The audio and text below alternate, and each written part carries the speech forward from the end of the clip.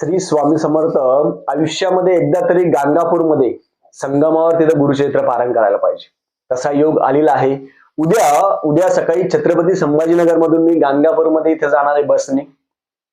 तर उद्या मंगळवार आहे, बुधवार, गुरुवार, शुक्रवार 3 दिवस गाणगापूरमध्ये गुरुचरित्र पारायण आहे. 3 दिवसाचं गुरुचरित्र पारायण गाणगापूरमध्ये संगमावर तिथे करणार आहे.